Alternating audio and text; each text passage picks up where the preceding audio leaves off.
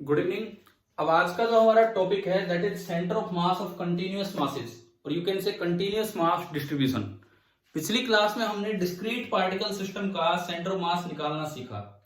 तो अब हम ये सीखेंगे कि अगर कहीं भी पूरे में मास बटा हुआ है, इस तरह से पूरा भरा हुआ है और आपको इसका सेंटर ऑफ मास लोकेट करना है, तो उसके लिए आपको कोई ओरिजिन मानना होगा, कोई एक्स एक्सिस मानना होगा, वो तो आप पे डिपेंड करता है या क्वेश्चन में दिया होगा। कोई आपने वाई एक्सिस माना एंड कहीं आपने माना जेड एक्सिस, इस तरह से आपने माना है। अब देखो, अगर मान लो इसके अंदर n पार्टिकल्स होते तो आप कैसे लोकेट करते सेंटर ऑफ मास? अगर n पार्टिकल्स होते तो आप कैसे लोकेट करते इसका सेंटर ऑफ मास?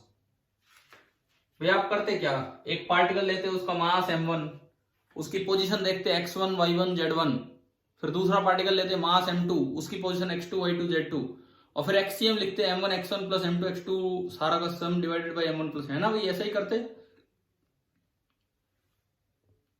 यही करते ना अगर डिस्क्रीट पार्टिकल सिस्टम होता तो।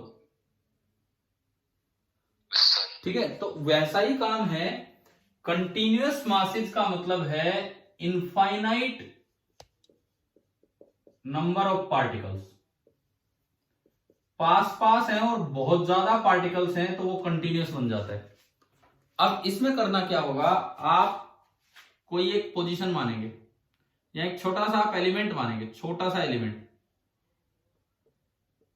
ये एक स्मॉल एलिमेंट है और आप इसकी पोजीशन मानेंगे x y z according to the coordinate axis system. इसकी कुछ भी पोजीशन है, आपने किसी तरीके से इसका मास निकाला। मान लो मास, इस एलिमेंट का जो मास है वो आ गया dm, एलिमेंट का मास आ गया dm।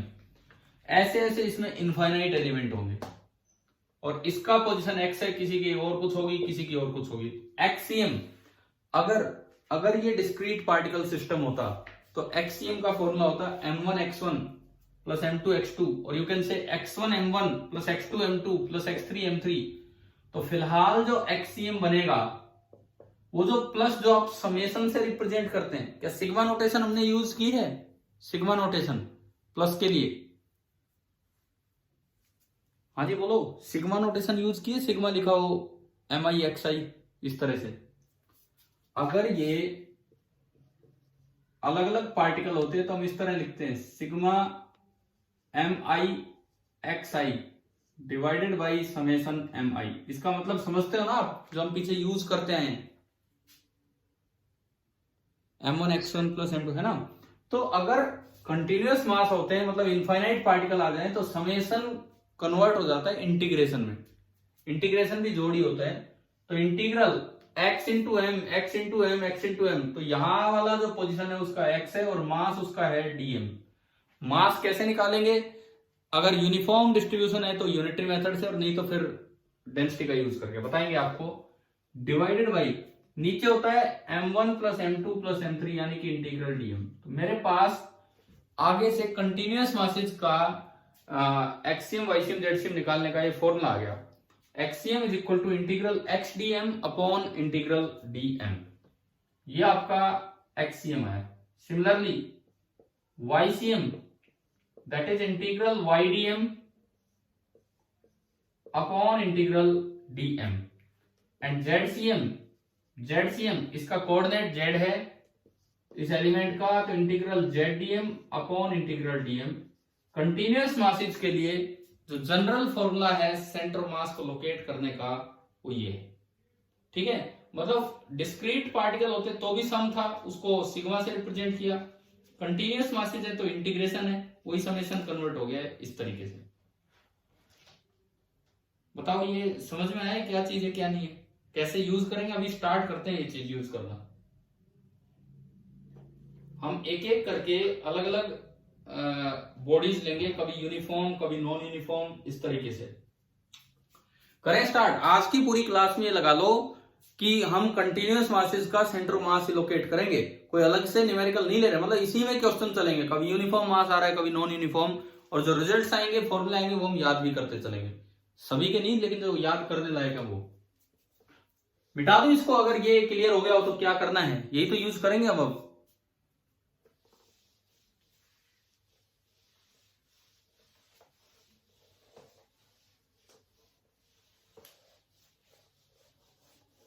देखिए सबसे पहले हम लेते हैं एक यूनिफॉर्म रोड। मान लो मैंने एक यूनिफॉर्म रोड ली, रोड मतलब स्ट्रेट रोड, और मैं उसका सेंटर ऑफ मास लोकेट करना चाहता हूं। Centre of mass of a uniform straight road, centre of mass of a uniform straight road. आपको ये कोई एक स्ट्रेट रोड दी गई थी, एल लेंथ की रोड है सपोज कीजिए, आपको इसका सेंटर ऑफ मास लोकेट करना है। और यूनिफॉर्म है तो वैसे तो आप अंदाजा लगा सकते हो, ठीक है, कंटिन्यूअस मास है, लेकिन अगर यूनिफॉर्म है तो कहां मिलेगा इसका सेंटर ऑफ मास? हाँ, जो हमारी एक्सपेक्टेड पोजीशन है वो है इसका ज्योमेट्रिकल सेंटर। हम ये एक्सपेक्ट करते हैं कि जो इसका ज्योमेट्रिकल सेंटर होगा वहीं पे इसका सेंटर ऑफ मास मिलेगा। तो अब देखते हैं कि कैसे कैसे आएगा वो देखते हैं। अगर आपको सेंटर ऑफ मास लोकेट करना है तो आपको एक ओरिजिन मानना होगा, एक एक्सिस मानना होगा। तो बेस्ट है कि आप इसके एक एंड को ओरिजिन मान लो, लेंथ ऑफ द रोड के अलोंग आप एक एक्सिस मान लो, तो ये एक्स एक्सिस हो गया और ये वाई एक्सिस हो गया। इस तरह से आपने किया। अब जो अभी आपने पढ़ा, आज जो आपने पढ़ा कि भाई क्या करना होगा अगर कंटिन्यूअस मासेज आते हैं, तो सबसे पहले आपको एक एलिमेंट मानना होगा। कंटिन्यूअस मासेज आते हैं तो सबसे पहले आपको एक एलिमेंट मानना होगा, उस एलिमेंट का कोऑर्डिनेट लिखने होंगे, फिर उसका डीएम लिखना होगा और फिर काम आगे बढ़ेगा। अब देखो रोड पे एलिमेंट कैसे माना जा सकता है। रोड पे एलिमेंट मानने का तरीका क्या होगा कि आप यहां से किसी भी एक्स पोजीशन पे जाएं और एलिमेंट मानना है तो थोड़ी सी उसकी लेंथ ज्यूम करें, और जो लेंथ मैंने मानी है वो है dx। एक्स पोजीशन पे जाके थोड़ी इसकी लेंथ ज्यूम की और वो लेंथ हमने मानी इसकी dx। ये एक एलिमेंट माने। सबसे पहला काम इसके कोऑर्डिनेट्स लिखो, मतलब जहां ये एलिमेंट स्टार्ट होता है उस जगह के कोऑर्डिनेट लिखो। आप एक्स चल के आए हो तो उस जगह के कोऑर्डिनेट होंगे x0। y में तो आप गए नहीं, बताओ पोजीशन लिखनी आ गई जहां एलिमेंट मानना स्टार्ट किया उसकी, ठीक है। अब मान लो डीएम कैसे निकलेगा, late total mass of road, road का टोटल मास आपने माना m है, रोड का टोटल मास m है। तो जब यूनिफॉर्म बोल दिया तो यूनिफॉर्म का मतलब आप यूनिटरी मेथड से डिस्ट्रीब्यूट कर सकते हो मास को। एल लेंथ का मास कितना, m, इकाई का नियम, इतने का इतना तो एक का कितना, ये यूनिट लेंथ का मास होगा m/l, और मुझे चाहिए dx लेंथ का मास, तो dx लेंथ का मास कितना होगा, dx लेंथ का जो मास होगा that will be equal to m/l into dx। dx length का जो मास होगा that will be equal to m/l into dx। ये आपका dx लेंथ का मास है, ठीक है। यहां तक बात आई समझ में? मतलब मेरे पास dm आ गया, मतलब मुझे dm पता लग गया कि dm आपका होगा m/l इंटू dx। चलिए अब xcm निकालते हैं। xcm, x coordinate of centre of mass, क्या formula, integral x dm upon integral dm। और देखो x मतलब इसकी पोजीशन और इसकी पोजीशन तो खुद x ही है, तो integral x into dm, dm वो लिखा हुआ है m/l into dx। Integral dm में तो उस dm पुट करने की जरूरत नहीं है। इंटीग्रल dm का मतलब ही क्या है बताओ, m, integral dm is simply m। ये m कांस्टेंट है, बन के बाहर आएगा, कटेगा, l भी कांस्टेंट है, तो ये आया 1/l into integral x dx। और x की लिमिट बताओ, जिस तरह से रेड लाइन चल रही है x की लिमिट, जहां से आप शुरू कर रहे हो वहां x इनिशियल कितना है, 0, और जहां आप फिनिश करेंगे वहां x फाइनल कितना है, l। तो x की जो लिमिट लगेगी that will B 0 to l। ठीक है जी, अब इस इंटीग्रेशन को आगे बढ़ाते हैं। 1/l x dx का integration x²/2 limit 0 to l, ये 2l तो बाहर करो, 1/2l l² माइनस 0² यानी कि l²/2l। इसका मतलब एक्सीएम कितना आ गया, एक्सीएम कितना आ गया l/2।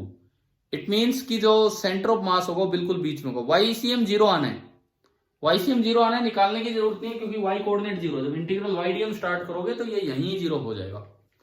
आप बताओ, हमने पहला एग्जांपल लिया है कि एक रोड, यूनिफॉर्म रोड है, उसका सेंटर ऑफ मास कहां होगा, कैसे निकाला। क्या आप बताएं, क्या सभी को समझ में आ गया? ठीक है, ये तो एक बड़ा आसान रिजल्ट है। लेकिन अगर इस पे न्यूमेरिकल आएगा तो वो यूनिफॉर्म नहीं, वो रोड को कर देंगे नॉन यूनिफॉर्म। अगर न्यूमेरिकल आएगा तो वो रोड को कर देंगे नॉन यूनिफॉर्म।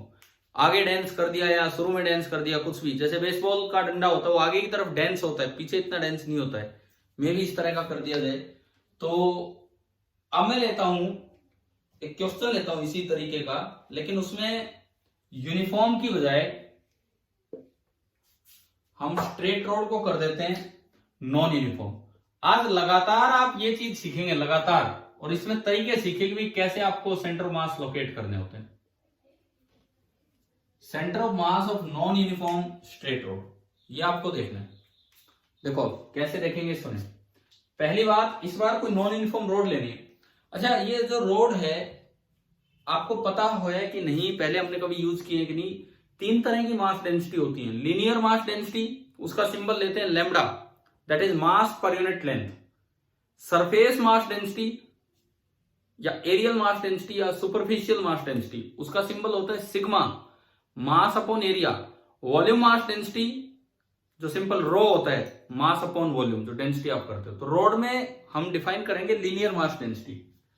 मान लो एक क्वेश्चन आ जाए, यही रोड दे रखी है और आपको क्वेश्चन में ये दिया है कि जो लीनियर मास डेंसिटी है,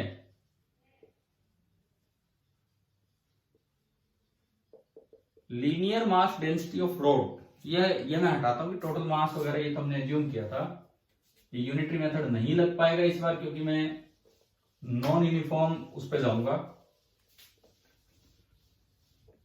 linear mass density of the rod with position x दे रखी है a plus b x, where a and b these are constants. a और b जो हैं ये आपके कॉन्स्टेंट्स हैं। अब आपको सेंटर ऑफ मास लोकेट करना है। पहली बात, क्या एलिमेंट मानने में कोई चेंज होगा?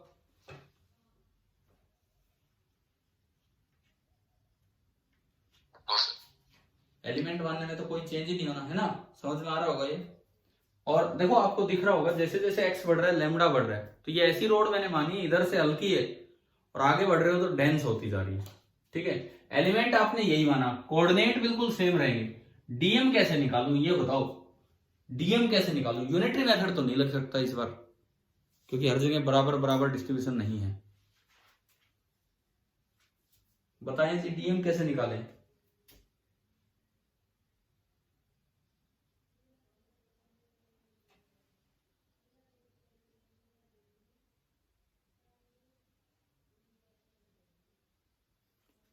देखो सुनो, एक्स लेंथ जाके एक्स पोजीशन पे लैम्डा कितना है, a प्लस डी एक्स।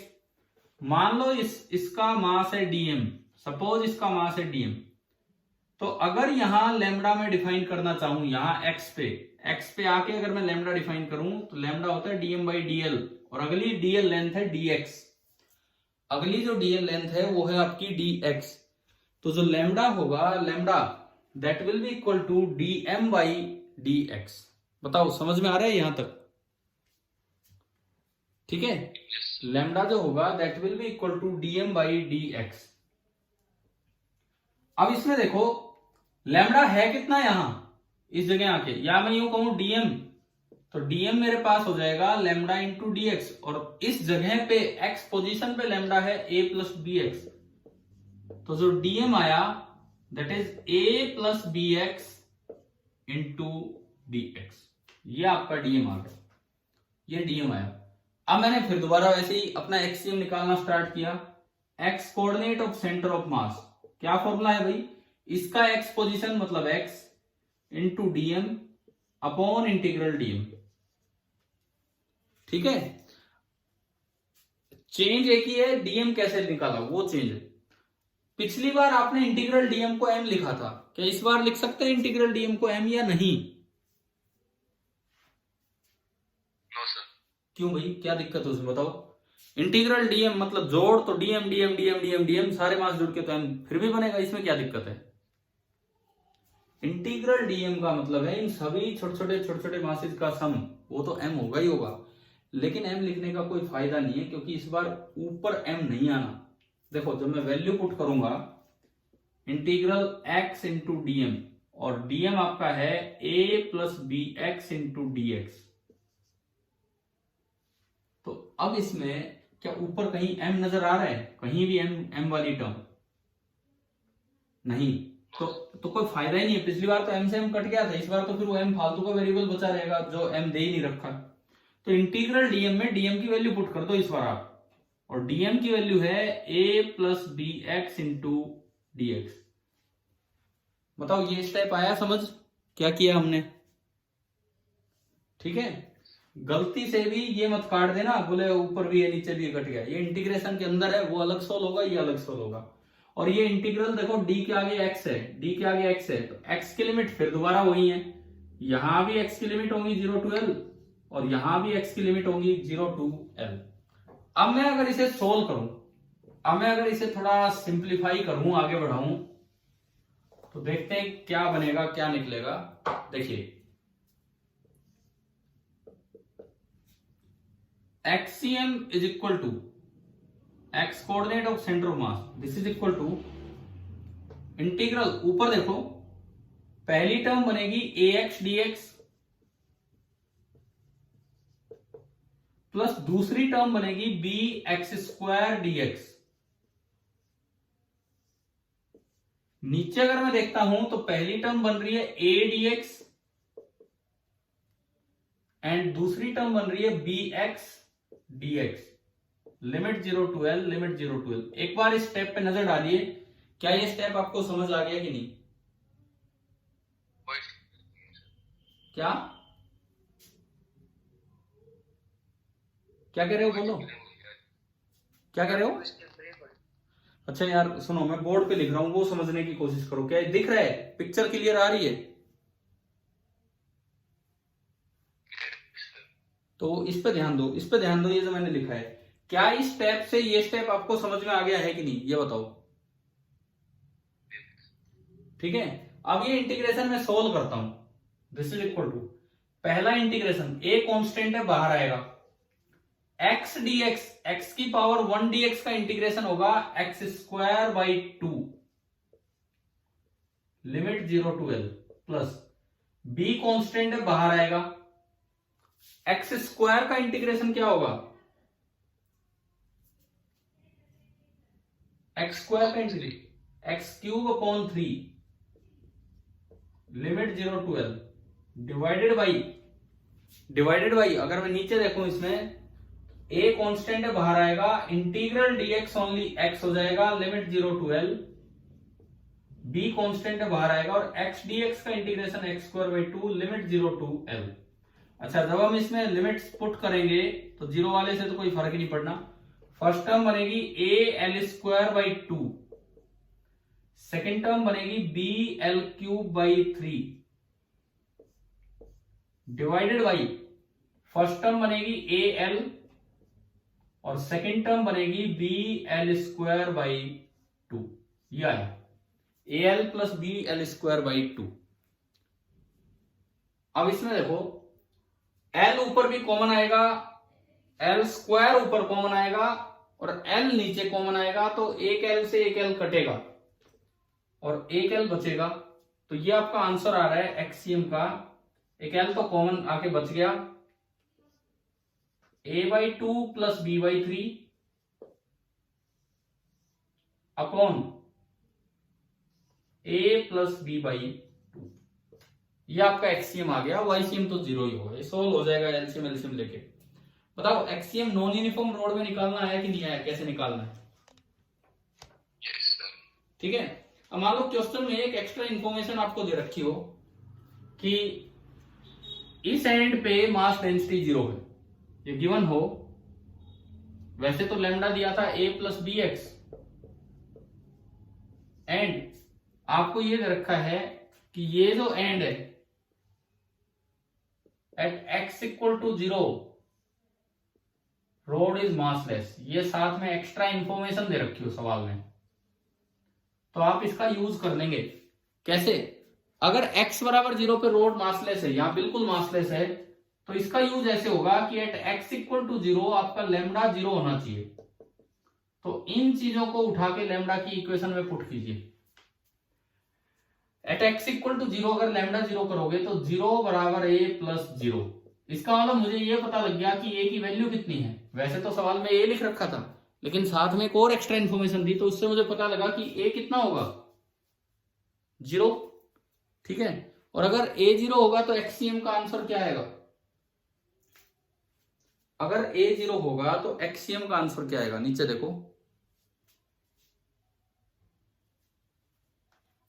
क्या आंसर आएगा, बताओ। अगर a 0 है तो एक्सीएम का आंसर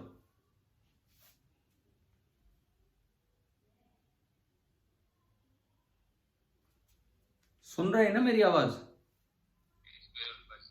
ये देखो यहां अगर a 0 होगा तो एक्सीएम का आंसर क्या आएगा? L into b by 3 upon b by 2। b से b कटेगा, 2 ऊपर जाएगा, तो एक्सीएम कितना आ जाएगा? 12/3। और ये बताओ ये सेंटर से आगे है या सेंटर से पहले है 12/3?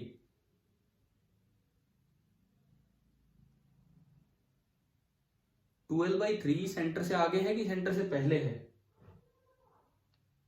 सर सेंटर से आगे। सेंटर से आगे। तो उसका कारण क्या है? आपने बोल दिया ये इस तरह से, भाई ये तो 0 है तो लैम्डा बराबर बी एक्स हो गया। लैम्डा बराबर बी एक्स का मतलब जैसे जैसे एक्स बढ़ेगा डेंसिटी बढ़ रही है, तो आगे मास ज्यादा है पीछे मास कम है। तो जिस तरह हम 2 पार्टिकल सिस्टम में पढ़ते थे कि centre of mass lies nearer to the heavy particle, पढ़ा था ना ये, centre of mass lies nearer to the heavy particle, r1/r2 बराबर m2/m1, हमने पढ़ा था ये। तो ऐसे ही अगर कंटिन्यूअस मास डिस्ट्रीब्यूशन होगा तो उसमें सेंटर ऑफ मास उधर लाई करेगा जिधर मास ज्यादा है, जिस साइड मास ज्यादा है। तो यूनिफॉर्म रोड देन फिर नॉन यूनिफॉर्म रोड पे कैसे सवाल बन के आ सकता है? क्या ये क्लियर हुआ कि नहीं, बताओ। हाँ भाई, क्लियर हो गया सभी को? Yes sir. चलें अगली एप्लीकेशन पे चलते हैं। आज ये एप्लीकेशन ही हम पढ़ेंगे और centre of mass continuous bodies का कैलकुलेट करना सीखेंगे कि कैसे निकालें, कहां है कहां नहीं, ये सब चीजें।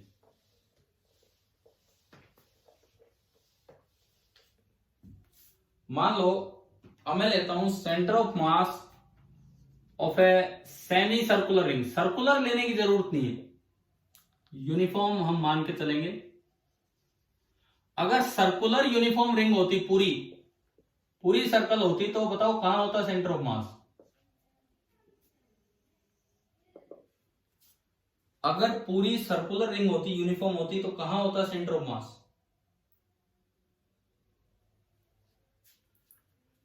अरे अगर पूरी रिंग होती, पूरी सर्कुलर रिंग होती, तो बताओ इसका सेंटर ऑफ मास कहां होता? यूनिफॉर्म है ये, बीच में। बिल्कुल बीच। बीच क्या होता है उसको बोलो? सेंटर ऑफ कर्वेचर पे, है ना। ये पॉइंट उसका है सेंटर ऑफ कर्वेचर। ये जो पॉइंट है this is the centre of curvature. तो अगर पूरी रिंग होती तो सेंटर ऑफ मास यहां होता, लेकिन हम कह रहे हैं कि भी आधी रिंग है, ये नीचे कुछ नहीं है, कुछ नहीं है, बस ये एक आधा सेमी सर्कल है, नीचे कुछ भी नहीं है, ये है। अब ये बताओ सेंटर ऑफ कर्वेचर पे होगा या उससे नीचे होगा या उससे ऊपर होगा centre of mass?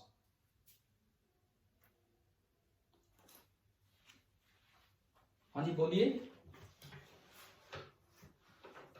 Centre of मास मास की तरफ होता है। मास ऊपर है कि मास नीचे है? इस सिचुएशन में मास ऊपर है ना, इस डायमीटर से, यस सर। तो सेंटर ऑफ मास ऊपर होगा। तो इसको लोकेट करने के लिए आप क्या करो, सेंटर ऑफ कर्वेचर को ओरिजिन मान लो, ये एक्स एक्सिस, बिना एक्सिस के लोकेट करना पॉसिबल नहीं हो पाएगा, और ये वाई एक्सिस। अब मैं एक और चीज पूछता हूं, centre of mass of the system positive x की तरफ होगा कि नेगेटिव एक्स की तरफ?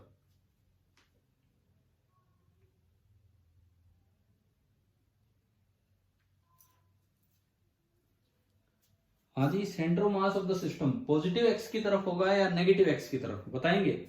वाई एक्सिस पे होगा सर। वाई पे होगा, बिल्कुल सही, क्योंकि जितना मास उधर है उतना ही मास इधर है, तो ना उधर होगा ना इधर होगा, वाई एक्सिस पे कहीं होगा, कहीं भी हो सकता है वो सेंटर ऑफ मास, यानी कि उसका एक्स कोऑर्डिनेट तो जीरो आना है, हमें कुछ करने की जरूरत नहीं, एक्स कोऑर्डिनेट तो जीरो आना है। मुझे केवल एक चीज निकालनी होगी कि इसका सेंटर ऑफ मास कहाँ है, मुझे नहीं पता कहाँ है, ये मैंने माना कि यहां कहीं इसका सेंटर ऑफ मास है, तो मुझे जो इस क्वेश्चन में कैलकुलेट करना है that is y c m, XCM तो जीरो ही रहेगा, वाई सिमेट्री हमने देख लिया। ये बताओ भाई, सिमेट्री वाली बात आई क्या समझ में आपको? क्या ये सिमेट्री वाली पॉइंट, ये पॉइंट आपको समझ आ गया है जो मैंने अभी बताया? ठीक है, अब देखो YCM निकालने के लिए तो वही काम है, आपको एलिमेंट मानना पड़ेगा। अब एक सेमी सर्कल में एलिमेंट मानने का क्या तरीका है वो सुनिए आप। एलिमेंट ऐसे माना जाता है सेमी सर्कल में, आप किसी भी थीटा एंगल पे जाइए, आप थीटा एंगल पे जाके पहले तो इस पॉइंट के कोऑर्डिनेट लिखेंगे, फिर थोड़ा सा और आगे चले जाएंगे, थोड़ा सा बस, मतलब डी थीटा और आगे चले जाएंगे, और ये आपका पतला सा एलिमेंट बनेगा। फिर हम इसके डीएम की तरफ चलेंगे, तो पहला काम तो है कि भाई इसके एलिमेंट के कोऑर्डिनेट लिखवाओ, और फिर डीएम, और फिर वही काम करना है। क्या डायग्राम समझ आया कि सेमी सर्कल में एलिमेंट कैसे माना जाता है, कैसे मानना चाहिए? ठीक है, तो अगर डायग्राम समझ आ रहा है तो थीटा की लिमिट यही बता दो, क्योंकि इंटीग्रेशन तो थीटा में ही जाना है लास्ट में। थीटा इनिशियल यहां है, यहां थीटा कितना है, बिल्कुल यहां स्टार्टिंग पे मैं लिख दूं 0। थीटा फाइनल यहां आएगा, यहां थीटा फाइनल कितना है बताएं? बोलो, जोर से बोलो, आपकी आवाज ही नहीं सुन पा रहा हूं मैं तो। थीटा फाइनल कितना है? 0। क्या है कितना है थीटा फाइनल बताओ? एक बार फिर बोलो, सुना ही नहीं दिया। थीटा फाइनल कितना है? 180 नहीं लिखना है यार, हमेशा रेडियन में पुट होती, नहीं तो आंसर ही गलत आ जाएगा।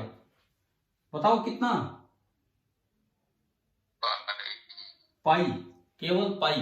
180 रखोगे पता नहीं क्या आंसर निकल के आ जाएगा। ये एंगल हमेशा रेडियन में पुट करना होता है। तो थीटा इनिशियल 0, थीटा फाइनल पाई। अब मेरा सवाल है कि जो आपने एलिमेंट माना है उस जगह के कोऑर्डिनेट, लेट इस रिंग का जो रेडियस है, हमने माना कि रिंग का जो रेडियस है दैट इज r, रिंग का रेडियस r है। तो आप ये बताओ, ये लेंथ r है, तो मुझे तो इस पॉइंट के कोऑर्डिनेट चाहिए, तो मैंने क्या किया, ये परपेंडिकुलर डाला, तो ये तो होगा, ये ओरिजिन है, तो ये तो होगा इस पॉइंट का x कोऑर्डिनेट, और ये होगा इस पॉइंट का y कोऑर्डिनेट। तो अगर ये लेंथ r है, ये एंगल थीटा है, तो x कोऑर्डिनेट कितना है, r कोस थीटा की r sine theta? x coordinate r कोस थीटा, और y कोऑर्डिनेट कितना है, r साइन थीटा। तो ये मुझे इसके कोऑर्डिनेट्स पता लगे, कि r कोस थीटा और r साइन थीटा। देखो यार, क्लास में कितने बच्चे हैं? अभी आवाज एक की आ रही है, केवल एक बच्चा जवाब दे रहा है। अब सभी एक्टिव रहा करो ना, नहीं तो फिर फायदा ही क्या है। एक्स और वाई कोऑर्डिनेट लिखे, तरीके पे जाओ, नहीं तो फिर नए क्वेश्चन में अटक जाओगे। तरीका क्या था, एलिमेंट कैसे माना रिंग में, आज याद कर लो कैसे। थीटा एंगल पे जाके लिमिट, ये रही सेमी सर्कल है, तो क्वार्टर सर्कल होता तो 0 से π/2, क्वार्टर सर्कल होता तो 0 से π/2, ऐसा भी सवाल आ सकता है क्वार्टर का। अब सुनो, एलिमेंट के पोजीशन कैसे लिखी, ये लिख दी। अब बात आती है कि डीएम, यूनिफॉर्म रिंग है तो मुझे यूनिटरी मेथड लगाना चाहिए। यूनिटरी मेथड के लिए मुझे इसकी लेंथ पता होनी चाहिए। आप बताओ ये लंबाई कितनी है, एलिमेंट की लंबाई कितनी है? कभी पढ़ा है length of the arc is equal to radius into central angle?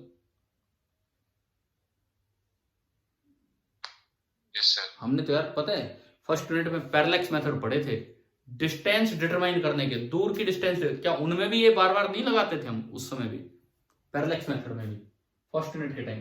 तो लेंथ ऑफ द आर्क, मैं अगर इसे डीएल कहूं, डीएल, रेडियस आर और सेंट्रल एंगल डी थीटा, आप बताएं भाई क्या ये समझ में आ गया? ठीक है, ठीक है। अब मास कैसे निकालूं, डीएम, और कोई बच्चा जवाब दे डीएम कैसे निकालें हम? यूनिफॉर्म रोड है,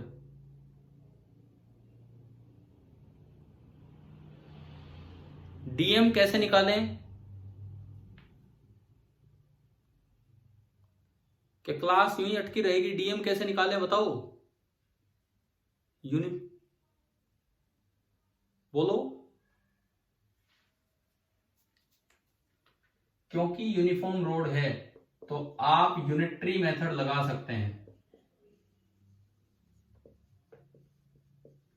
क्योंकि यूनिफॉर्म रोड है तो आप यूनिटरी मेथड लगा सकते हैं। यूनिटरी मेथड कहेगा, मान लो लेट टोटल मास, ये जो सेमी सर्कल है इसका टोटल मास हमने माना m है। अब देखते हैं यूनिटरी मेथड क्या कहेगा। यूनिटरी मेथड कहेगा पूरी लेंथ बताओ, पूरी लेंथ कितनी है इसकी, पूरी लेंथ सेमी सर्कल की, पाई आर। पाई आर लेंथ का मास m है, यूनिट लेंथ का मास होगा m अपॉन पाई आर। हमें कितनी लेंथ का मास चाहिए, डीएम कितनी लेंथ का मास है?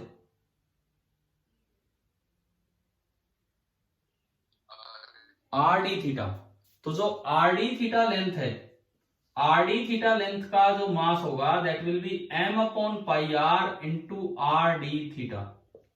आर से आर कैंसिल हो गया, यानी कि मेरे पास डीएम आ गया, मेरे पास डीएम निकल के आ गया m अपॉन पाई इंटू डी थीटा।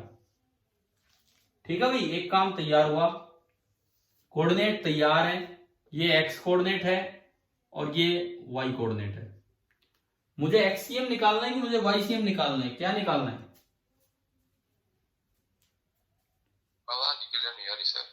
अच्छा चलो ठीक है, मैं लिखता हूं बस, मुझे वाईसीएम निकालना है, वाईसीएम। चलो ये बताओ, फिर भी आवाज जैसी भी समझ आ रही हो, क्या ये बोर्ड का दिख रहा है सारा स्क्रीन? क्या बोर्ड क्लियर दिख रहा है? तो इस पे ध्यान देते रहो आप, आवाज थोड़ी थोड़ी तो समझ आ ही रही होगी। अब मुझे निकालना है वाईसीएम, तो वाईसीएम का जो फॉर्मूला है दैट इज इंटीग्रल वाईडीएम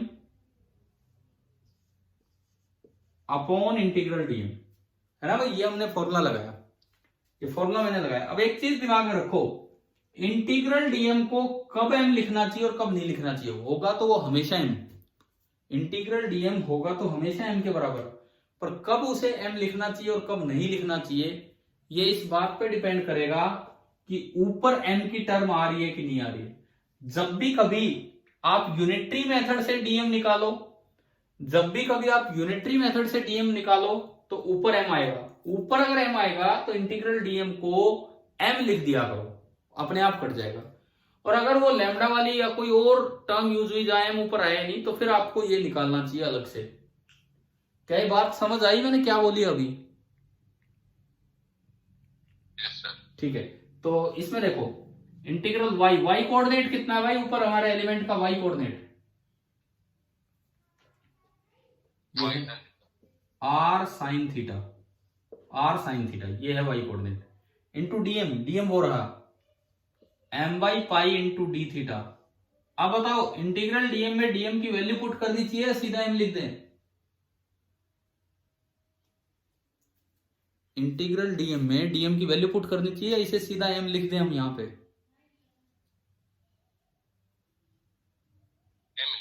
एम लिख देंगे, कोई दिक्कत ही नहीं है, इंटीग्रल डीएम को एम लिख देंगे और एम बाहर आके कट जाना है, ये कट गया। अब अगर मैं इसको थोड़ा सिंप्लीफाई करूं, अब अगर मैं इसको थोड़ा सिंप्लीफाई करूं आगे,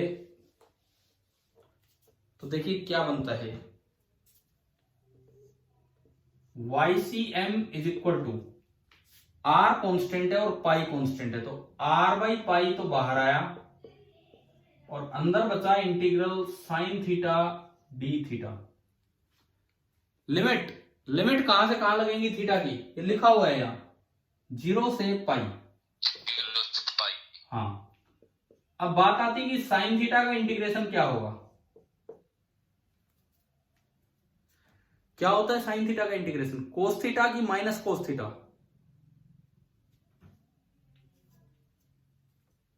बोलो भाई, कोस थीटा या माइनस कोस थीटा?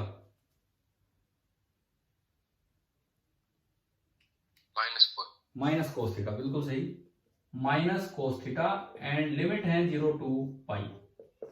माइनस को बाहर निकाल लो और ये बनेगा cos of upper limit minus cos of lower limit minus R by पाई।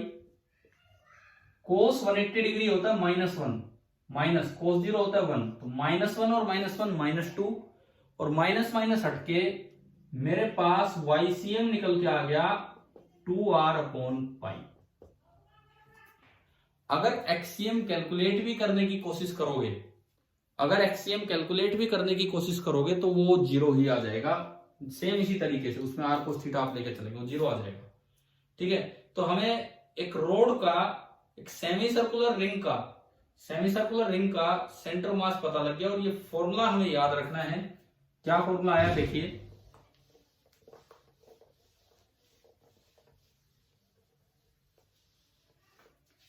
कि अगर ये एक यूनिफॉर्म सेमी सर्कुलर रिंग है,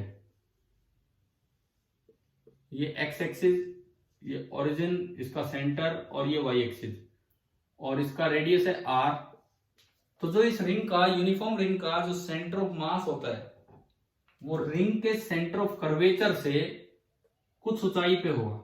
कितनी ऊंचाई पे होगा हमें याद रखना है, फॉर्मूला डायरेक्ट भाई 12th तक काम आएगा।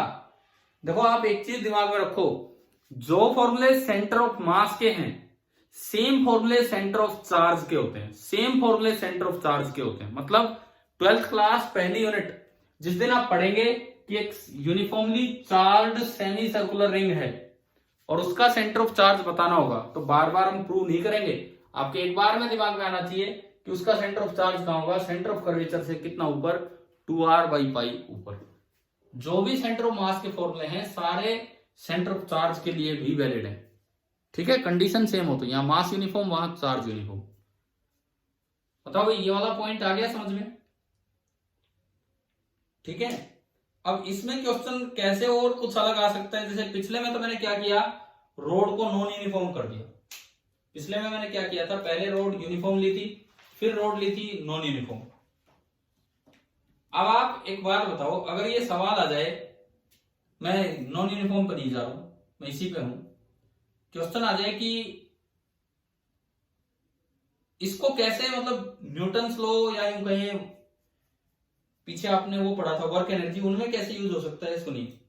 चलो उस पर एक सवाल देता हूं, पीछे वाले पार्ट पे। मान लो आपको ये दिया गया है कि ये एक चेन रखी है, एक्सटेंडेड ऑब्जेक्ट है, ये एक चेन रखी है, बिल्कुल सेमी सर्कुलर चेन, मास इसका m है और ये यूनिफॉर्म चेन है, मास m है और ये यूनिफॉर्म चेन है, रखी हुई है ऐसे, और ये है 0 level of GP, this is the 0 level of gravitational potential energy. तो आपसे पूछा जाए, right the GPE of uniform semi circular chain, right the GPE of uniform semi circular chain. बताओ क्या आंसर होगा। आपने रोड का पढ़ा ना उस समय, एक रोड का तो मैंने पढ़ा है वर्क एनर्जी पावर के टाइम, या स्ट्रेट चेन का भी पढ़ा है। चेन वाले क्वेश्चन नहीं करते थे हम कि उसको उठा के ऊपर सस्पेंड कर दिया, किए ना ऐसे,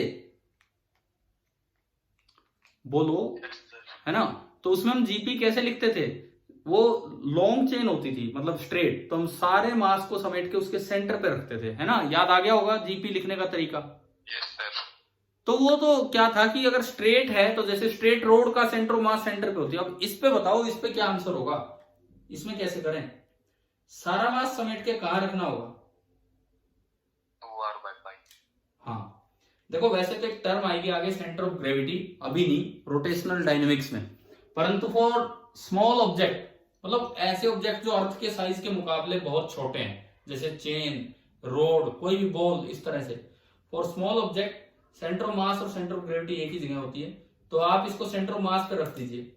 अब सेंटर ऑफ मास आपने अभी देखा कि ये मास सारा समेट के यहां रख दिया, तो जीपी से इतना ऊपर है, तो बताओ इसका आंसर क्या होगा, इसकी gravitational potential energy according to this zero level कितनी होगी बताओ।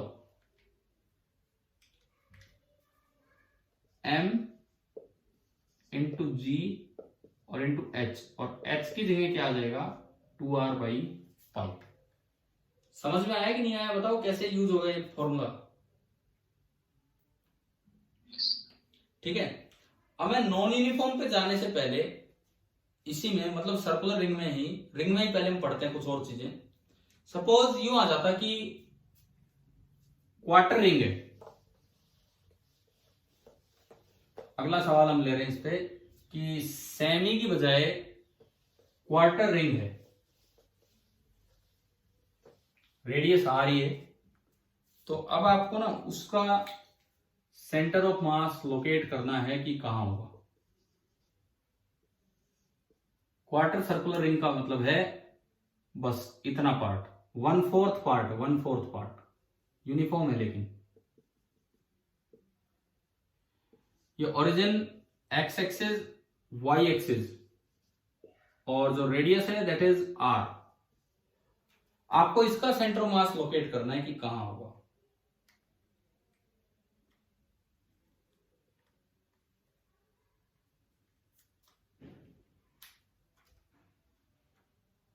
बताओ कैसे करें। 4r/पाई। क्या मतलब खाली YCM होगा, जैसे आपने कर दिया 2r/पाई पिछली बार था, इस बार 4r/पाई, क्या खाली YCM होगा या XCM YCM दोनों होंगे।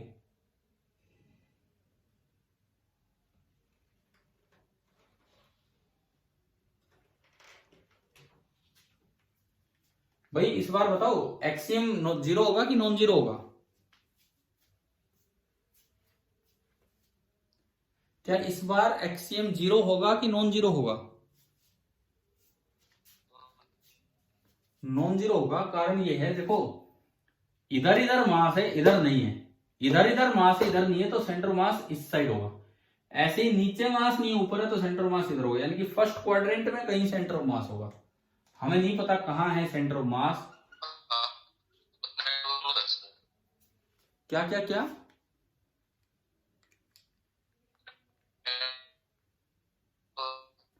अब यार पता है मैं भी आपकी आवाज नहीं सुन पा रहा हूँ, जैसे नेटवर्क की प्रॉब्लम की वजह से, जैसे आप मेरी आवाज नहीं सुन पा रहे होंगे, मैं भी आपकी आवाज नहीं सुन पा रहा हूँ। मुझे सेंटर ऑफ मास लोकेट करना है कहां है, तो ये तो XCM और ये आपका होगा YCM, ये लोकेट करना है, इस बार दोनों होंगे। तरीका वही है, लेट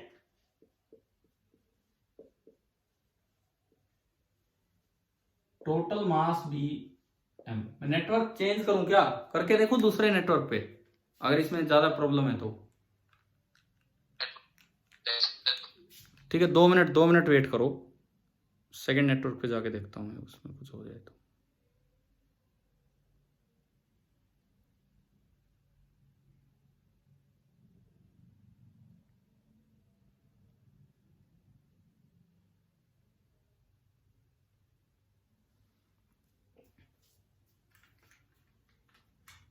हाँ जी, अभी बताओ, अभी कुछ दिख रहा है, कुछ मेरी आवाज सुन रही है।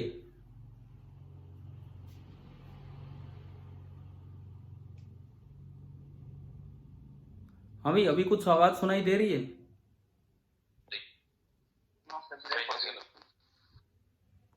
चलो कोई बात नहीं, मैंने दोनों नेटवर्क लगा के देख लिया, देख लो आप इधर। आप खुद थोड़ा बोर्ड पे ध्यान दो, ये क्वार्टर रिंग है और मुझे इसका सेंटर मास लोकेट करना है, तो तरीका वही है, एलिमेंट पिछली बार की तरह ही मानना होगा। आप किसी थीटा एंगल पे गए, इस पॉइंट की पोजीशन लिखी, पिछली बार की तरह ही लिखी जाएगी, r cos theta and r sin theta. फिर आप थोड़ा सा और आगे गए, एलिमेंट का मास निकालने के लिए d थीटा। ये एक छोटा सा एलिमेंट बना dm मास, इसकी लेंथ होगी r d थीटा। यूनिटरी है तो आराम से लग जाएगा, यूनिफॉर्म है तो यूनिटरी मेथड। लेकिन इस बार एक्सीएम भी निकालना होगा और इस बार वाईसीएम भी निकालना होगा। Let this position be x and let this position be y। एक पोजीशन x है और एक पोजीशन y है, इस तरह से है। देखो अभी देखो इसमें ध्यान से, डीएम निकालते हैं बाय यूनिटरी मेथड।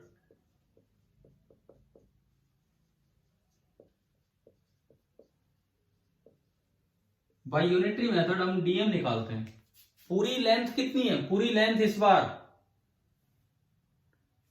पूरा सर्कल होता तो 2 पाई आर, आधा सर्कल होता तो पाई आर, क्वार्टर सर्कल है तो लेंथ कितनी है?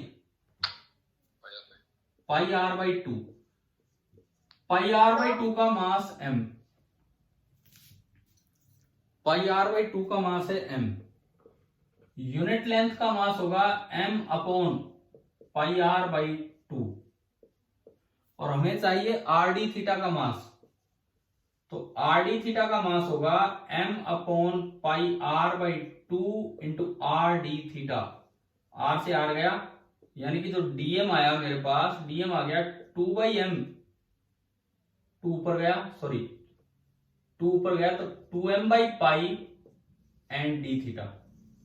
अब बताओ डीएम समझ में आया क्या? डीएम कैसे निकाला? यूनिटरी मेथड से, ठीक है। अब इसके बाद दोनों निकालने पड़ेंगे, एक्सीएम भी और वाईसीएम भी। तो चलो कुछ करो, कोशिश आप करो। एक्सीएम देखो क्या फॉर्मूला लगाना है, यहां से वैल्यूज पुट कीजिए। अच्छा थीटा की लिमिट मैं लिख देता हूं। इस बार थीटा इनिशियल तो 0 ही है, लेकिन थीटा फाइनल कितना है? पाई बाई 2, 90 डिग्री तक है। बस करो, एक्सीएम के फॉर्मूले में आप वैल्यूज पुट कीजिए। क्या क्या करना होगा देखिए।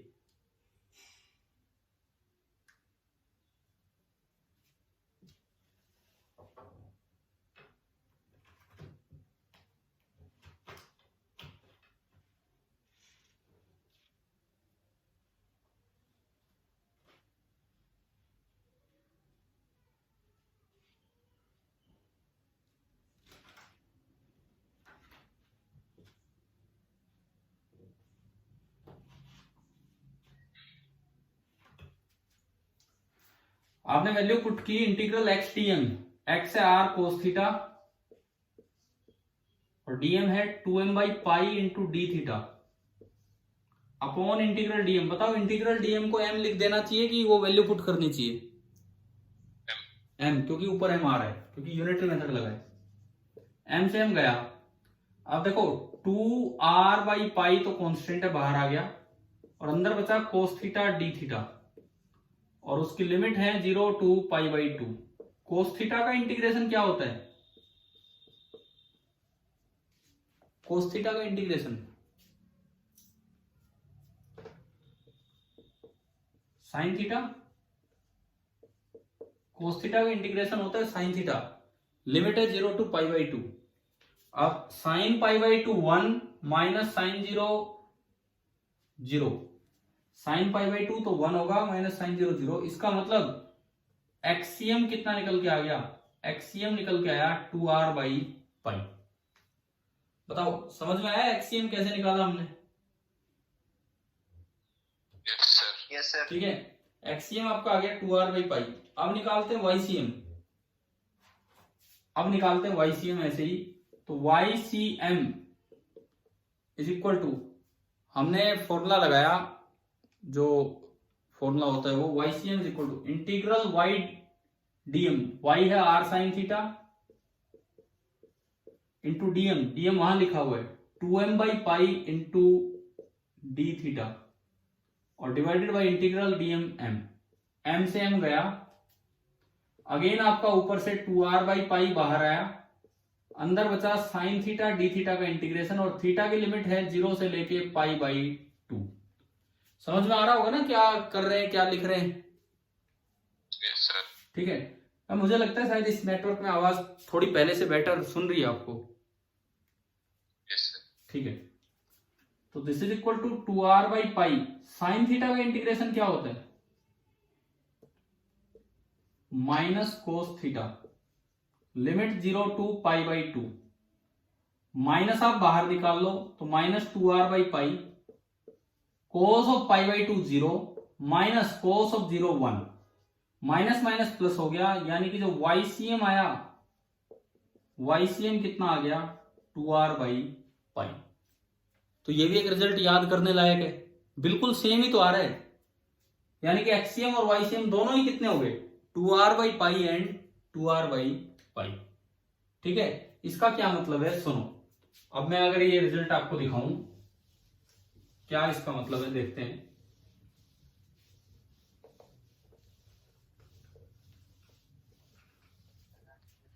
आपने ये पढ़ा था कि अगर सेमी सर्कल है, यूनिफॉर्म सेमी सर्कुलर रिंग है,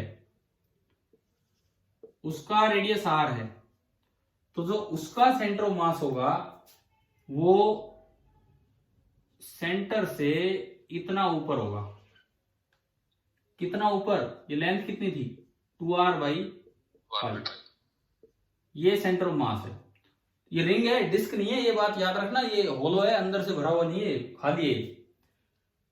अगर मैं इसकी बजाय क्वार्टर रिंग लूं,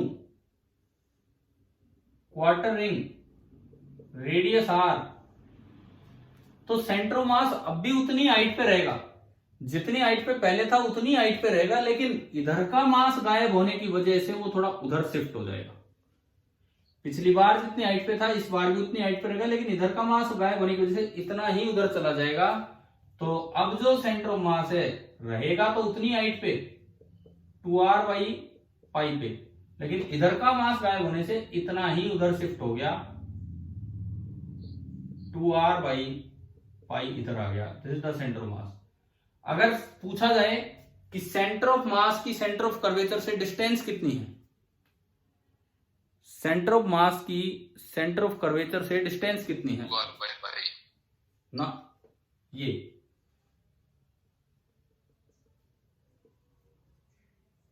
distance between centre of mass and centre of curvature कितनी है? पाइथागोरस से √2 टाइम्स हो जाएगा, √2 टाइम्स 2r/पाई, जबकि यहां है 2r/पाई। बताओगे समझ में आया कि नहीं आया? बताओ एक बार। यस। ठीक है, अब मैं एक क्वेश्चन इसी पे देखो, केवल अभी तो मैं नॉन यूनिफॉर्म रिंग पे गया भी नहीं हूं, यूनिफॉर्म रिंग पे ही कैसे कैसे सवाल बन के आ सकते हैं वो हम देख रहे हैं। अब जीपी रिलेटेड क्वेश्चन, मैं तो केवल आपसे जीपी कैलकुलेट करवा रहा हूं। अब वो एनर्जी कंजर्वेशन लगवा के या वो सब चीजें तो क्वेश्चन में यूज हो सकती हो। मान लो इस तरह का कोई अरेंजमेंट हो कि ये एक कोई प्लेटफॉर्म था, यहां पे एक पिन है, ये एक पिन है, और इस पिन के साथ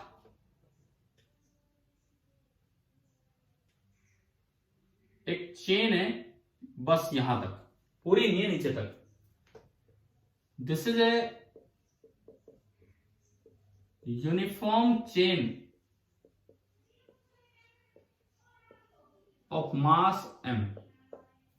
और आपको जो इंफॉर्मेशन दी है क्वेश्चन में कि इस चेन ने सेंटर पे अल्फा एंगल बनाया हुआ है, ये दिया गया है, चेन ने सेंटर पे अल्फा एंगल बनाया गया है। साथ में आपको दे दिया कि ये ग्राउंड लेवल है, दिस इज GP0। क्वेश्चन है कि write the GP of chain.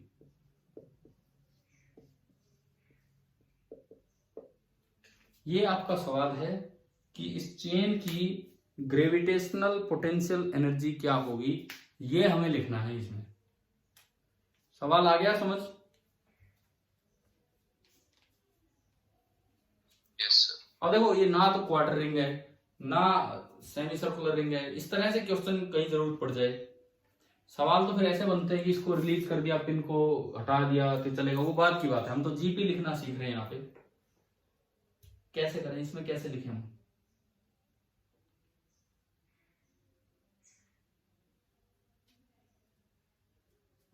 कई बार इवन ये दे दिया जाता है, वो तो चलो मैंने एंगल दे दिया, रेडियस आर है, रेडियस तो बोलना।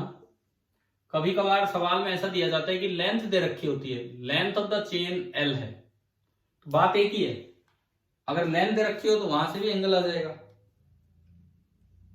समझ गए हो कैसे? भाई इस आर एल और अल्फा में क्या रिलेशन होगा? L is equal to R into alpha. ठीक है, अगर क्वेश्चन में एल गिवन हो, अगर क्वेश्चन में एल गिवन हो तो आप अल्फा पहले निकाल लेंगे, that will be L by R, क्योंकि मुझे लिमिट तो अल्फा में ले जानी पड़ेगी, लिमिट जो है वो तो अल्फा में बनेगी। अब ये बताओ इसमें कैसे करें हम, कैसे निकालें, किस तरह से आगे बढ़े?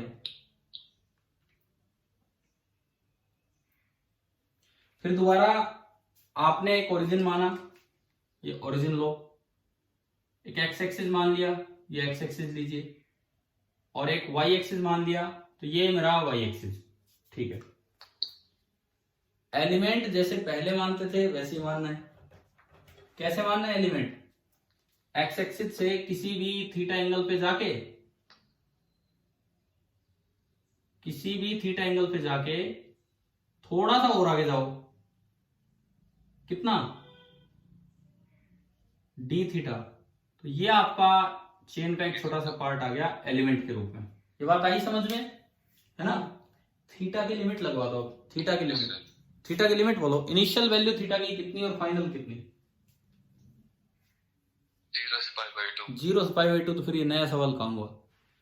0 से पाई बाई 2 में मैं फिर इतने चौचले क्यों करूंगा? मेरे को तो सीधा पता है क्वार्टर रिंग का तो हाइट 2r बाई पाई होती है, मैं तो एक बार में लिख दूंगा आंसर। बताओ, अगर ये क्वार्टर रिंग ही होती तो हमें पता ही है कि उसका सेंटर मास 2r बाई पाई ऊपर होता है, तो डायरेक्ट आता है m into ji into 2r by pi. अभी बताओ क्या होगा?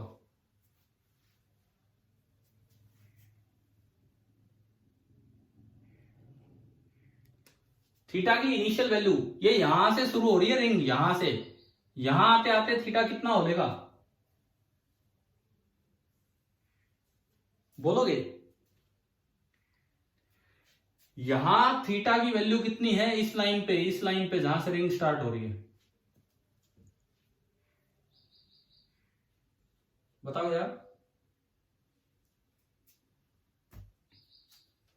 अरे इस लाइन पे थीटा कितना है, इस लाइन पे?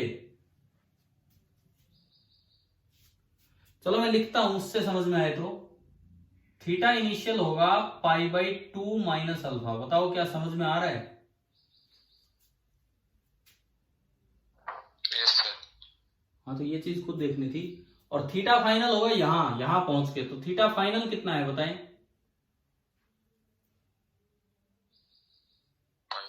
पाई बाई 2।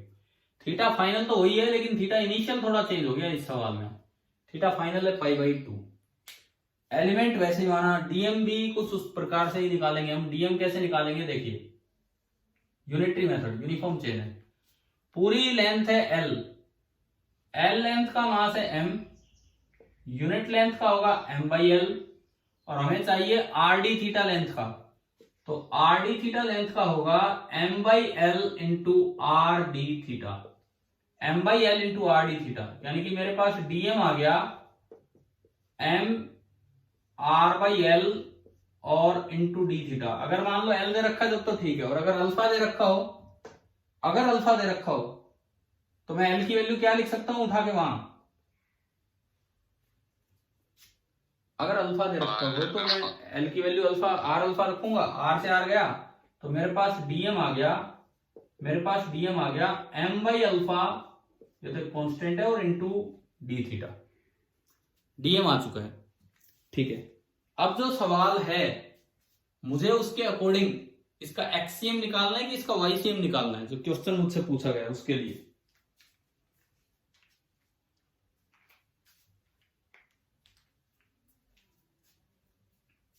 हाँ जी, एक्ससीएम निकालना है कि वाईसीएम निकालना है, क्या निकालना है इस सवाल में? दोनों नहीं निकालने। आपको क्वेश्चन में क्या पूछा है? सेंटर मास लोकेट नहीं करना, आपसे क्या पूछा है?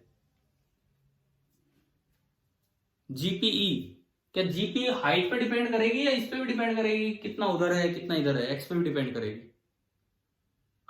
हाइट पे। तो मुझे ओनली क्या निकालना है इस सवाल के लिए, मुझे केवल क्या निकालना होगा इसका? वाईसीएम। तो वाईसीएम का formula integral Y DM upon integral DM. तो इंटीग्रल वाई डीएम, वाई की वैल्यू अगर मैं देखूं, ये वही है कोऑर्डिनेट सेम, इस एलिमेंट का कोऑर्डिनेट तो बिल्कुल सेम है। क्या लिखते थे हम इसके कोऑर्डिनेट? थीटा एंगल पे जाके R cos theta and R sine theta. समझ में आ गया होगा ना कैसे लिखा है? ठीक है, एलिमेंट के कोऑर्डिनेट, मुझे वाई कोऑर्डिनेट चाहिए, तो वाई कोऑर्डिनेट है आर साइन थीटा, ये वाई कोऑर्डिनेट आया, इंटू डीएम। डीएम वो रहा आपका M by alpha into D theta, DM ये रहा M by alpha into D theta, divided by integral DM. बताओ एम लिखें कि वो वैल्यू पुट करें? एम लिखें कि वैल्यू पुट करें? Integral DM. जब भी यूनिफॉर्म रोड हो, जब भी यूनिफॉर्म चेन हो, आप एम लिख के काम चला सकते हैं, क्योंकि वो एम यूनिटरी मेथड में आएगा और वो कट जाएगा, है ना भाई? समझ में आ रहा होगा? तो ये एम लिखा और एम से एम कैंसिल हो लेना है, ठीक है। ऊपर देखो अब क्या क्या चीजें कांस्टेंट है, आर भी कांस्टेंट है और अल्फा जितनी एंगल में रोड है वो भी कांस्टेंट है। तो आर बाई अल्फा तो आ गया बाहर, और अंदर बचा integral sine theta D theta, और थीटा की लिमिट कहां से कहां लिखा हुआ है? थीटा की लिमिट है पाई बाई 2 माइनस अल्फा से लेके पाई बाई 2 तक। साइन थीटा का इंटीग्रेशन क्या होता है? Minus cos theta. Sine theta का इंटीग्रेशन होता है माइनस कोस थीटा। तो आपने वाईसीएम को आगे बढ़ाया और यहां से आया R by alpha into integral sine theta. Sine theta की जगह आपने रखा माइनस कोस अल्फा, माइनस में बाहर लिख देता हूं, तो ये कोस अल्फा ना, सॉरी थीटा, कोस थीटा।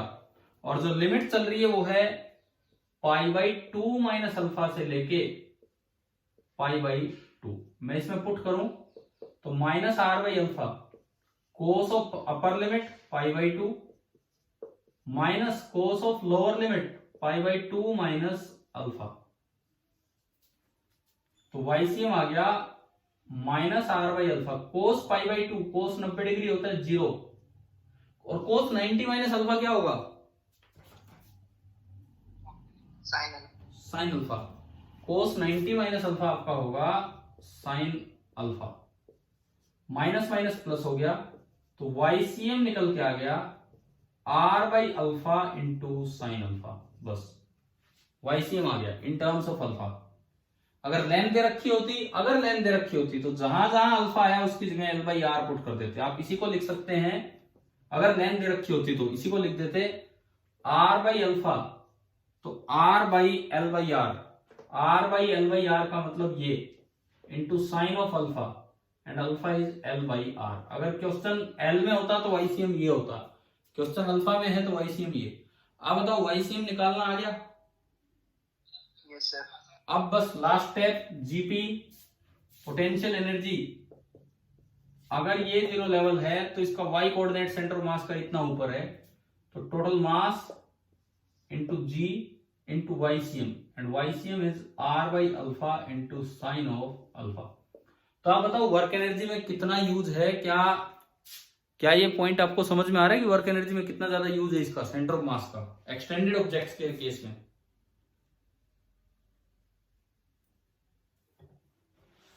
ठीक है, एक्सटेंडेड ऑब्जेक्ट्स के केस में कितना यूज है शायद आपको क्लियर हो गया होगा।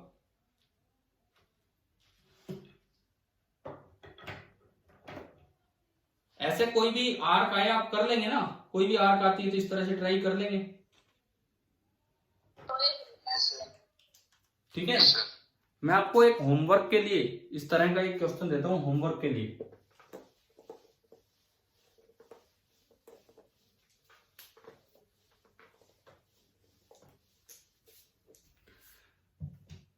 सेम क्वेश्चन है, बस थोड़ा सा चेंज कर रहा हूं। आपको पहले ही एक्सिस एक्सिस बना के दे रहा हूं इस तरह से। अब इस पे क्या है कि एक चेन बीच में अटकी हुई है,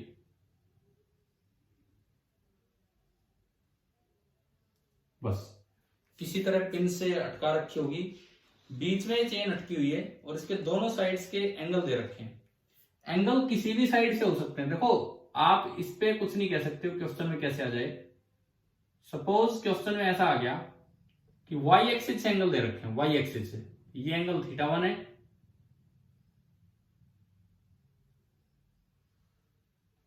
पिछली बार भी तो वाई एक्सिस से अल्फा एंगल था। पिछली जो रोड चेन मैंने बनाई वो यहां से स्टार्ट करके अल्फा एंगल बनाया था। तो जब आप लिमिट नीचे से लेते हो तो वो π/2 माइनस अल्फा रखी थी कि नहीं, आपने ध्यान आ गया? Yes sir. ठीक है, तो थोड़ा अपना ध्यान रख लेना। मान लो ये कोई चेन है और ये यूनिफॉर्म चेन है, मास है m, and this is the zero level of GPE। तो आपको लिखना है, खुद करना है, right the GPE of the chain. इस चेन की GPE कितनी हो, करेंगे ये वाला सवाल ट्राई? ठीक है। और क्या जरूरत पड़ सकती है, रेडियस r मान लो। सपोज इसका जो रेडियस है वो r है। अगर जरूरत पड़े तो लेंथ l है। वैसे मैं l खुद लिख सकता हूं। l बताओगे कितना होगा इसमें? l मैं खुद लिख सकता हूं, बताओगे कितना होगा इस क्वेश्चन में? l कितना होगा? सेंटर का एंगल कितना है, ये सेंटर वाला एंगल, ये एंगल कितना है? θ2 माइनस θ1। तो अगर L की जरूरत पड़े तो मैं थोड़ा थोड़ा हिंट आपको दे रहा हूं, तो आप उसको लिख सकते हो R इंटू θ2 माइनस θ1। कभी L की वजह से अटक जाओ इस सवाल में, बताइए भाई, ट्राई कर लेंगे? ठीक है, तो ये आप करना अपने आप, ठीक है, और कल इसको डिस्कस करते हैं। अब मैं चलता हूं नॉन यूनिफॉर्म, एल की टर्म से मत निकालो, मैं ये कह रहा हूं अगर एल की जरूरत पड़े तो ये यूज कर लेना, ठीक है। अब मैं चलता हूं कि रिंग में नॉन यूनिफॉर्म रिंग की तरफ। जैसे ये तो यूनिफॉर्म रिंग होगी, अब अगर सपोज कीजिए नॉन यूनिफॉर्म रिंग कहीं पे आती है, क्या क्या क्या, कोई बात नहीं, तो वो तो शुरू में भी इतने थे।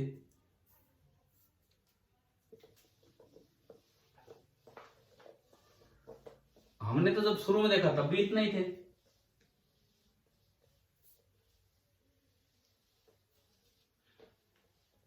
आप देखिए, इसके बाद देखिए, अगर मतलब मुझे दिया जाए कि सेंटर ऑफ मास निकालना हो नॉन यूनिफॉर्म रिंग का,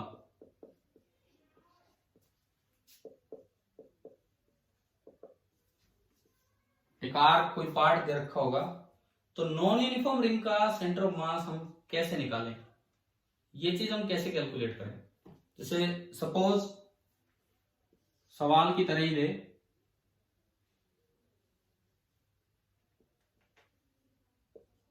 ये x एक्सिस, ये y एक्सिस, ये वही क्वार्टर पार्ट, 1/4 पार्ट, और इसके ऊपर पिछली बार की तरह एक रिंग ले लो। ये एक रिंग है, चेन की बजाय मैंने एक रिंग बना दी, लेकिन ये एक नॉन यूनिफॉर्म रिंग आपको दी गई है। किस तरह की नॉन यूनिफॉर्म है कि इसमें यूं दिया गया है कि किसी भी एंगल थीटा पे अगर आप जाते हैं, किसी भी एंगल थीटा पे अगर आप जाते हैं, तो यहां जो लैम्डा है that is some constant a into sine theta, some constant a into sine theta, where a is positive constant. तो एक बार यूं बताओ, थीटा कहां से कहां तक जा रहा है? थीटा कितने से कितने तक जा रहा है इस क्वेश्चन में? 0 से π/2। तो जब आप 0 रखोगे साइन 0 0, मतलब यहां तो बिल्कुल ही मास नहीं है। और जब आप π/2 रखोगे तो साइन π/2 है 1, साइन π/2 है 1, मतलब वहां मैक्सिमम मास है। तो ये नॉन यूनिफॉर्म बन गई। Yes sir. ठीक है, अब आपको इसकी जीपी लिखनी है। सवाल वही मैं बार बार ले रहा हूं कि write the GPE of chain. Mass नहीं दिया मुझे, मास नहीं दिया मुझे, क्या दे दिया, lambda is the linear mass density. Mass नहीं दिया, ये दे दिया। अब एक बार बताओ, इस सवाल में इंटीग्रल डीएम को डीएम लिखना चाहिए वैसे जब आप सोल्व करेंगे तब? नहीं लिखना चाहिए, नहीं तो वो एम कटेगा ही नहीं, नहीं तो वो एम कटेगा ही नहीं। अब ये देखिए कैसे होगा। इसको 0 लेवल दिया गया है सवाल में, क्योंकि नहीं तो हम फिर कैसे बताएंगे, आप खुद एज्यूम कर लेंगे दिस इज द 0 लेवल। अब वही है, मुझे वाईसीएम लोकेट करना है, बिकॉज अगर वाईसीएम लोकेट हो जाए तो मेरा आंसर तो आ जाएगा। आंसर डिपेंड करेगा वाईसीएम पे, वाईसीएम की लोकेशन पे डिपेंड करेगा कि वाईसीएम कहां है। कैसे लोकेट करें वाईसीएम, करें स्टार्ट करें ना अब इसको, आखिरी सवाल आज का। देखिए ये सॉल्यूशन है, आखिरी सवाल हम ले रहे हैं कि आप क्या करेंगे। सबसे पहले थीटा एंगल पे गए, ये रेडियस आर है, रेडियस आर है, ये दिया गया है, मान लो रेडियस की तो जरूरत पड़ जाएगी, तो रेडियस आर आपको दिया गया है। तो यूं देखो, ये कोऑर्डिनेट पिछली बार की तरह ही बनेंगे। इसका एक्स कोऑर्डिनेट तो बना करता है R cos theta and Y coordinate बनता है आर साइन थीटा। आपको एलिमेंट मानना है तो आप थोड़ा सा और आगे जाओ, थोड़ा सा और आगे गए, रेडियस तो आर था, आप डी थीटा और आगे गए, तो ये जो लेंथ बनेगी, जो एलिमेंट की लेंथ बनेगी, कितनी बनी, हाँ ये बनी आर डी थीटा। क्या यूनिटरी मेथड लग सकता है डीएम निकालने के लिए? नहीं लगेगा। तो आपको ना उस तरह जाना होगा कि थीटा एंगल पे आके लैम्डा है ए साइन थीटा, तो लैम्डा को मैं लिख सकता हूं डीएम अपॉन डीएल। अगर इसका मास डीएम है और इसकी लेंथ आर डी थीटा, तो लैम्डा आपका ये हो गया, तो डीएम आपका होगा lambda into R D theta. जैसे अभी रोड में नहीं किया था आज ही, नॉन यूनिफॉर्म रोड में भी यही काम किया था, वही यहां करना है। और यहां पे लैम्डा कितना है, ए साइन थीटा, तो आपका डीएम आ गया a sine theta into r into D theta. मतलब मेरे पास डीएम आ गया निकल के ए आर, तो ये तो एक कांस्टेंट है, into sine theta D theta. चलो जी, अब तो वही काम जो हर बार कर रहे हैं वही काम हमें करना है। क्या करना है, वाईसीएम निकालना है। कैसे निकलता है वाईसीएम, क्या फॉर्मूला होता है? हाँ, integral Y D M upon integral D M, ये आपका होता है वाईसीएम। आपने फॉर्मूला लगाया, वाई कोऑर्डिनेट है इसका एलिमेंट का R sine theta into DM, DM ये रहा A R sine theta D theta, A R sine theta D theta upon integral DM. क्या इंटीग्रल डीएम को एम लिखना उचित रहेगा इस बार? क्या एम लिखना चाहिए इसे? नहीं लिखना चाहिए, कोई बेनिफिट ही नहीं है, क्योंकि ऊपर कहीं एम नहीं आ रहा। तो इंटीग्रल डीएम आप लिखेंगे ए R sine theta D theta. अब देखो, ऊपर अलग इंटीग्रेशन होगा, नीचे अलग। ऊपर कांस्टेंट है ए आर स्क्वायर, ऊपर अगर आप कांस्टेंट देखते हैं, ऊपर कांस्टेंट है ए आर स्क्वायर और नीचे कांस्टेंट है ए आर। तो ऊपर से तो ए आर स्क्वायर बाहर आएगा और नीचे से ए आर बाहर आएगा। तो बताओ कांस्टेंट के नाम पे क्या बचा है, क्या बचा कांस्टेंट के रूप में? ऊपर से तो ए आर स्क्वायर बाहर आया और नीचे से ए आर बाहर आया, तो क्या बचा कांस्टेंट के रूप में? बोलेंगे? क्या सर? मैं कह रहा हूं कांस्टेंट जब आप ऊपर और नीचे से बाहर निकाल लेंगे, कांस्टेंट जब आप ऊपर और नीचे से बाहर निकाल लेंगे तो क्या बचेगा? देखो ऊपर देखते हो, ऊपर वाले, हाँ ऊपर वाले इंटीग्रेशन में तो ए आर स्क्वायर बाहर आया और नीचे वाले इंटीग्रेशन में ए आर बाहर आया तो बाहर ओनली आर बचेगा। ऊपर तो बच गया integral sine square theta D theta, और नीचे बना integral sine theta D theta, और लिमिट थीटा, ये ग्रीन कलर को देख के बताओ थीटा कहां से कहां है दोनों के लिए।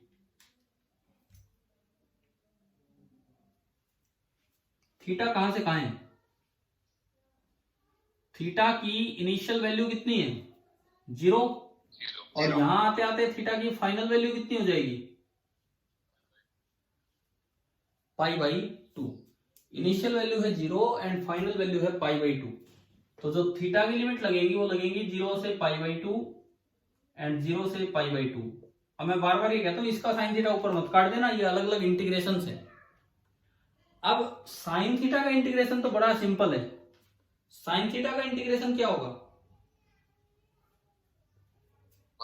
Minus cos theta. मैं एक बार इसको हटाता हूं और मैं अलग अलग इंटीग्रेशन दोनों सोल्व करके दिखाता हूं। Integral sine theta D theta limit 0 से π/2, तो ये तो आएगा माइनस कोस थीटा लिमिट 0 से π/2, माइनस बाहर है cos of upper limit minus cos of lower limit. Cos π/2 होता है 0, कोस 0 होता है 1, 0 माइनस 1 और उसके बाहर भी माइनस, तो यानी कि ये कितना आया? 1 आया। तो क्या आपको डिनोमिनेटर समझ में आ गया कि डिनोमिनेटर तो ओनली 1 बचा है? तो मैंने इसकी जगह तो लगा दिया 1, इसकी जगह तो लगा दिया 1। अब मैथमेटिकल टूल्स जब आपको पढ़ाया गया तो ये वाले इंटीग्रेशन बताए गए थे कि साइन स्क्वायर थीटा का इंटीग्रेशन कैसे सोल्व करना चाहिए। क्या आपको ध्यान है कि साइन स्क्वायर थीटा को 1 माइनस कोस 2 थीटा अपॉन 2 लिख दिया करते थे? बताओ, दूसरा इंटीग्रेशन मैं करके दिखाता हूं। अगर आपको integral sine square theta D theta solve करना है 0 से π/2, तो आप साइन स्क्वायर को लिख दो 1 माइनस कोस 2 थीटा अपॉन 2। याद है क्या ऐसा कुछ किया था?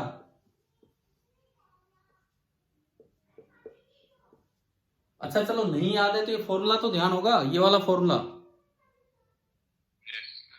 ठीक है। अब देखो 1/2 तो कांस्टेंट है, बाहर आया 1/2 तो कांस्टेंट है, बाहर आया। पहली टर्म है integral 1 D theta, integral 1 D theta का इंटीग्रेशन तो थीटा होगा, इंटीग्रल 1 इंटू डी थीटा का इंटीग्रेशन तो थीटा, लिमिट है 0 से π/2, माइनस दूसरा इंटीग्रल है इंटीग्रल कोस 2 थीटा डी थीटा। कोस 2 थीटा डी थीटा का इंटीग्रेशन क्या होगा? कोस 2 थीटा का क्या होगा? कोस का प्लस साइन होता है कि माइनस साइन? नहीं, कोस का इंटीग्रेशन होता है प्लस साइन, तो ये होगा साइन 2 थीटा।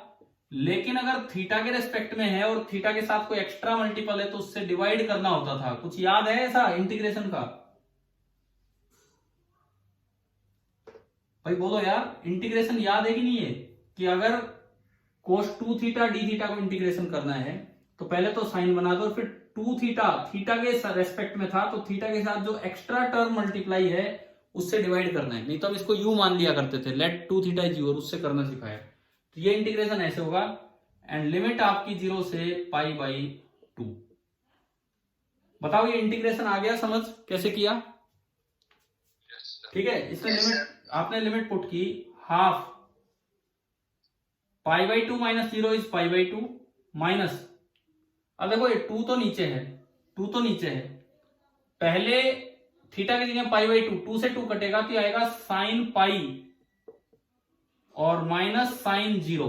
आपको याद होना चाहिए कि साइन 0 भी 0 होता है और साइन पाई भी 0 होता है, साइन 0 भी 0 होता है और साइन पाई भी 0 होता है। तो बताओ क्या ये समझ में आ गया? साइन 0 भी 0 होता है और साइन पाई भी 0 होता है, ठीक है। तो इस वजह से ये पूरी टर्म ही खत्म होगी। तो आप बताओ YCM कितना आ गया? ये ऊपर वाला इंटीग्रेशन बचा π/4, ऊपर वाला इंटीग्रेशन बचा π/4 और नीचे वाला 1, तो YCM कितना आ गया? लेकिन अब आंसर क्या लिखोगे आप ये बताओ, जीपी का आंसर आपने पूरा मास समेट के यहां रख दिया YCM हाइट पे, तो आंसर क्या बनेगा? m इंटू जी इंटू πr/4। 4। एक बार बताएं क्या समझ आया ये? Yes sir. पर m तो नहीं दे रखा, m तो दे नहीं रखा सवाल में। अब ये m कहां से लाए हम? अब m निकलेगा इंटीग्रल dm से, m यहां से निकलेगा, ये आखिरी स्टेप है इस क्वेश्चन का। m यहां से निकलेगा, आपका dm था, ये दिख रहा है आपको a r sin theta d theta, तो जो m होगा वो a r तो बाहर आया और integral sin theta d theta, और थीटा की लिमिट है 0 से लेके π/2। तो इस सवाल में एक एक्स्ट्रा काम ये भी बढ़ गया कि मास भी हमें निकालना पड़ रहा है ना भाई? आ रहा है समझ में? Yes sir. ठीक है, तो अब देखो साइन थीटा का इंटीग्रेशन क्या होगा? माइनस मैंने बाहर लगा दिया, -4 कोस थीटा 0 से π/2, कोस π/2 0 माइनस कोस 0 1, तो ये -1 और एक माइनस बाहर है, तो ये कितना आया? a इंटू आर, ये आपका आया a इंटू आर। तो फाइनली जो जीपी आएगी, क्या आंसर आ रहा है देखो, जीपी मास की जगह ए आर, तो एक π/4 है, एक जी है और एक ए आर है और एक और आर, तो ये आपका आंसर आया यहां से। बताओ ये पूरा क्वेश्चन आ गया समझ? Yes sir. तो देखो आज की क्लास में हमने कंटिन्यूअस मास वाला आराम आराम से पढ़ाया है। बच्चे कितने भी रहे हो, जो भी रहे हो, आपको तो समझ में आया ना ढंग से? एक रोड लिया, पहले यूनिफॉर्म रोड, फिर नॉन यूनिफॉर्म रोड, फिर एक सेमी सर्कुलर रिंग ली, फिर क्वार्टर सर्कुलर रिंग ली, फिर कोई आर्क ली, ये सारे आपके चल रहे थे यूनिफॉर्म। और मैंने उसमें एक क्वेश्चन आपको होमवर्क में दिया θ1 से θ2, और लास्ट में करवाया कि अगर नॉन यूनिफॉर्म रिंग आए तो उसमें कैसे निकाला जाता है। और आपको हर सवाल में दिख रहा है कि वर्क एनर्जी वाले चैप्टर में इस सेंटर मास का कितना रोल है। अभी तो कंटिन्यूअस मास चलेगा अगले 2-3 दिन, 1-2 दिन और, क्योंकि आज तो खाली रिंग वाला ही काम हुआ है, 1 डायमेंशनल काम हुआ है, मास लेंथ में ही बटा था, अब एरिया में बटेगा, वॉल्यूम में बटेगा, तो हम निकालना सीखेंगे। चलिए ठीक है, आज की क्लास आगे होगी ना समझ? Yes sir. ठीक है, थैंक यू।